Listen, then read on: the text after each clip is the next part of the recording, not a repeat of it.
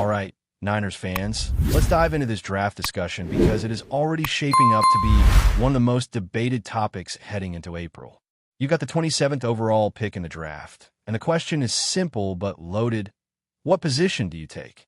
Now, I know there's a whole group of people who will immediately say best player available, and they will defend that stance like it's a religion. And I get it, I really do. BPA has its place, but I'm not fully married to it. I'm a fan of BPA, sure, but I also believe in leaning towards certain positions when it makes sense, especially when there are certain types of talent that only show up in the first round. Freak athletes, game changers, guys with physical traits you can't just manufacture later. So yeah, I'm somewhere in the middle.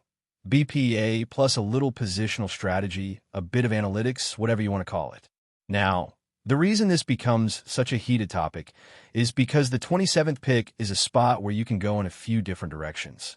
Some people will argue, take an offensive tackle no matter what. Even if there are already several tackles off the board, you still take one. And I get that. Protecting your franchise quarterback is never a bad idea, especially when you've seen how quickly injuries can derail a season. And there are those who will say, go edge, get a freak athlete. You can never have enough pass rush. That argument makes sense too.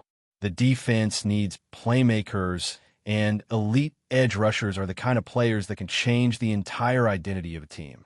And sure, there will be fans who will be totally fine with taking a skill position player at 27, even if it means passing on more traditional needs.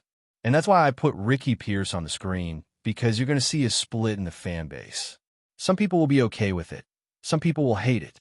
The moment you start talking about taking a wide receiver in the first round, people start getting emotional. You'll hear names like Matthew Golden, or you'll think back to guys like Ricky Pearsall, and the argument becomes, we need playmakers, we need weapons, we need to keep Kyle Shanahan happy, we need to give the quarterback more options. And yes, Kyle Shanahan loves wide receivers. He always has.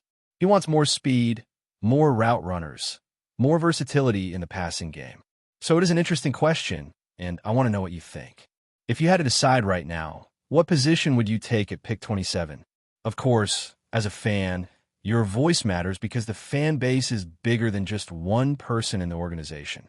You don't need to agree with every draft strategy, but you should at least understand what the options are and why they make sense. So before we move on, think about what the Niners need most and what kind of player would fit into this offense and defense. And yes, there are a lot of needs. There always are. But some needs are more urgent than others, and some can be filled later if the right talent is still available. Now let's talk about what Daniel Jeremiah is projecting. He put out his first mock draft, and it's one of the few mocks that people really pay attention to. Not because he is always right, or because his hit rate is incredible, but because his mock drafts show value and range. They show how a player's stock can rise or fall after the Senior Bowl, after the Combine, after all the evaluations that happened leading up to April. And in his first mock, he has the Niners selecting Kenyon Sadiq from Oregon. That's the first tight end off the board in his projection, and the connection to the Niners actually makes a lot of sense. Now, I'm not saying the Niners need to take a tight end. I'm not advocating for it. But I will say that Kenyon Sadiq as a tight end option is very intriguing. He doesn't look like a burner, but he looks deceptively fast. He's the kind of player who looks like he's moving faster than he actually is, kind of like a Colin Kaepernick style of athleticism. You watch him and you think, how is he doing that? He's got that sneaky speed and that smoothness that can make defenders look slow. He's also undersized, but he has speed and he competes as a blocker, which is something Kyle Shanahan values. Jeremiah's note on him is that he probably won't go much higher than 27. He's undersized, but he has outstanding speed, and he competes as a blocker. That is the kind of description that makes you think this could be a really fun chess piece for Kyle Shanahan. A hybrid player who can do a little bit of everything. A mix of George Kittle and Kyle Juszczyk. The idea of a tight end who can move around the formation, who can line up in the slot, who can run routes on all three levels, and who can also hold his own in the run game, is very appealing. His comp in some evaluations has been Trey McBride, and that comparison is interesting. A versatile tight end with a shredded physique and the potential to be a volume target. That sounds like exactly the kind of player the Niners would love to add. And when you look at his route tree, it's full of branches. He can run a variety of routes, and his athleticism and quickness should allow him to get open against man coverage at multiple levels.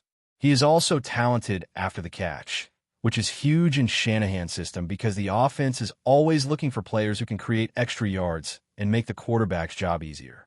Now, he does have some weaknesses.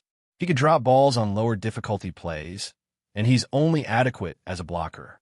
But he does give good effort, and he can land on linebackers as a move blocker. That kind of effort is something the Niners always value. If you can get a tight end who is willing to block, who is willing to run routes, who is willing to do the dirty work, and who also has the potential to be a major weapon in the passing game, that is a player worth considering. And the big question is this: is that versatility enough to justify a first-round pick? Because last year, there was a player like Harold Fannin Jr. whom many fans wanted the Niners to take, and he went in the third round. He was the kind of player that a team could have gotten without giving up first-round capital.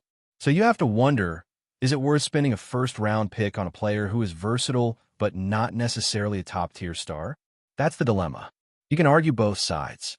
You can say tight end feels like a strange move in the first round unless it is a guy like T.J. Hawkinson, Brock Bowers, or another truly elite prospect. Those guys were so dominant in college that they felt unstoppable. And the question with Sadiq is whether he is that kind of player. He is good, he is versatile, he is a monster physically, and I like a lot about him. But I am not sold yet. I would want to do more work to see what other players might be available at that pick and to determine if the Niners could get similar value later. That being said, if the Niners end up with him, I would be excited. I think he has a lot of upside. He could add youth to the receiver game and potentially become the next big tight end in the Niners offense. He could be a long-term replacement for an aging Kyle Juszczyk or George Kittle. There's a lot of potential there, and if the Niners get him in the second round, I would be very happy. But in the first round, I'm still not fully convinced. We also need to remember how much the defense struggled last year. The defensive line in particular let the secondary down at times.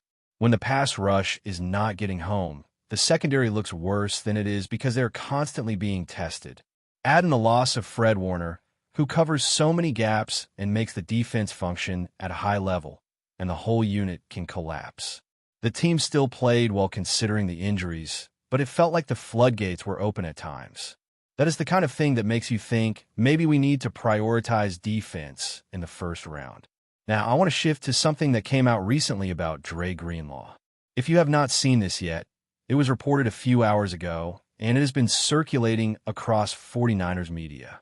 Dre Greenlaw was interviewed about his transition to Denver, and he called it tough. He talked about how Sean Payton is old school and how he runs practice differently.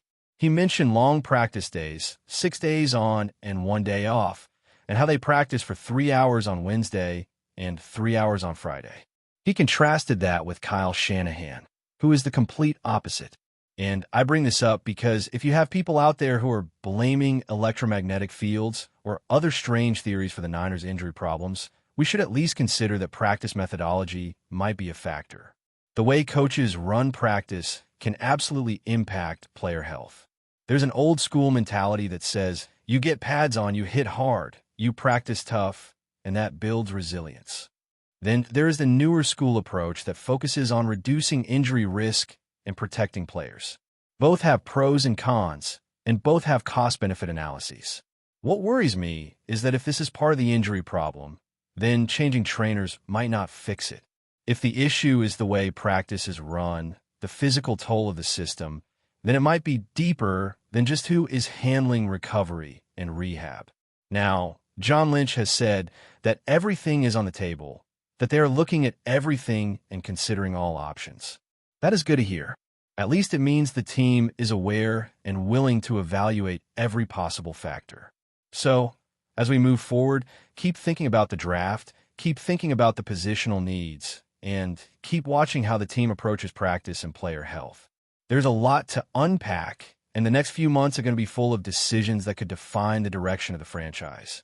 Now, before we move on from that point, I want to emphasize something that might be easy to overlook.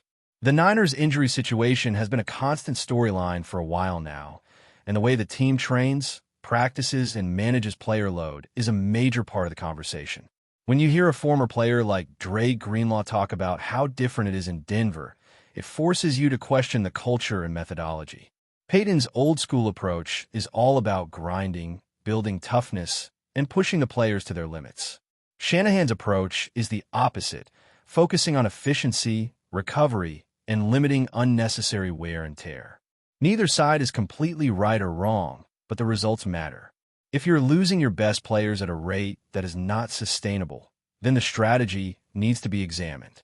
And if the team continues to have key players missing for long stretches, the front office has to ask tough questions, because it is not just about luck anymore. There's a reason the Niners have been so consistent in their success over the past few years. It is not just because they have great coaching or great players.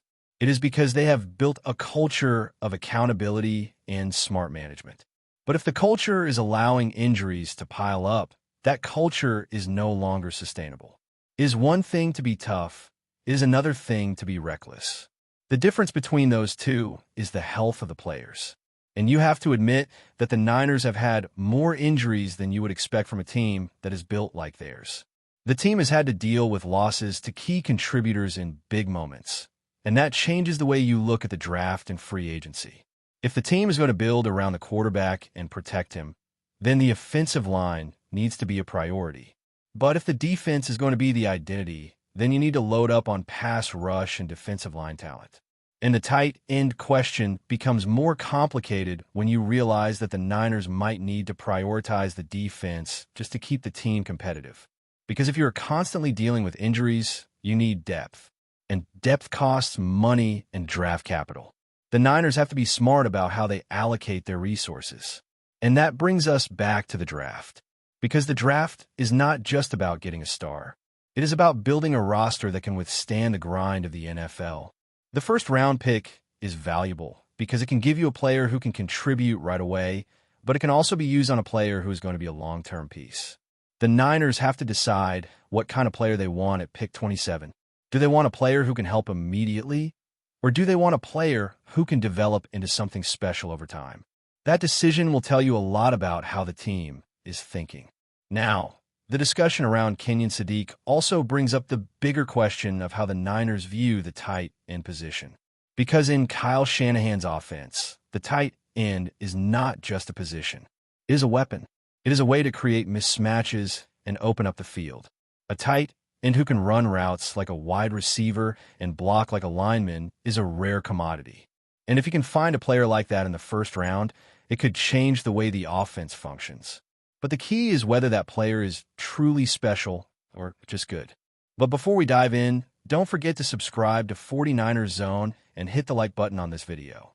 Your support helps us keep bringing you the latest updates on the San Francisco 49ers. And don't forget to share your thoughts on the news in the comments below. Rumors are swirling in the NFL world as whispers from inside the San Francisco 49ers organization suggest that the team may be quietly exploring options at quarterback. Options that could potentially shake the foundation of their current roster. Sources claim that the 49ers have been spotted reaching out to the agent of a seasoned veteran quarterback, fueling speculation that Brock Purdy's future in the Bay Area might not be as secure as fans had hoped. Purdy, drafted as the final pick of the 2022 NFL Draft from Iowa State, quickly captured the hearts of 49ers fans with his unlikely rise from Mr. Irrelevant to starter-level performances. His journey from collegiate standout to professional underdog has been celebrated as one of the more remarkable NFL stories in recent memory. Yet, the alleged conversations between the team and a veterans camp appear to have struck a chord with Purdy himself, who is reportedly feeling betrayed by the organization's actions. The move, if confirmed, could signal a cautious approach by the 49ers front office, who may be looking to hedge their bets with experience while maintaining competitive momentum in a league where the quarterback position is both fragile and fiercely scrutinized. Analysts note that while Purdy has demonstrated poise beyond his draft status, the team's inquiries into a veteran option suggest internal debates about long-term strategy and roster security. Fans and insiders alike are now left to speculate whether this is merely a precautionary measure or a precursor to a major shift at the team's most critical position. Purdy's rise has been meteoric, yet the reported outreach paints a picture of a franchise willing to explore alternatives, regardless of emotional loyalty or past achievements. Social media has erupted with discussions, with some supporters defending Brock's role as the team's centerpiece, while others argue that NFL management must always consider contingencies in the cutthroat environment of professional football. While the 49ers have yet to comment publicly, the narrative of a team potentially moving on from its improbable hero adds another layer of intrigue to the NFL offseason. For now, Purdy remains under the spotlight, his loyalty questioned, and his next chapter uncertain. As the rumor mill churns, one thing is clear. The quarterback saga in San Francisco is far from over, and fans should brace for what could be one of the most dramatic storylines in recent NFL history. That's it for this update. If you enjoyed the video and want to keep receiving exclusive news about the San Francisco 49ers, make sure to subscribe to 49ers Zone and give this video a like. We always look forward to hearing your comments and opinions. See you in the next video.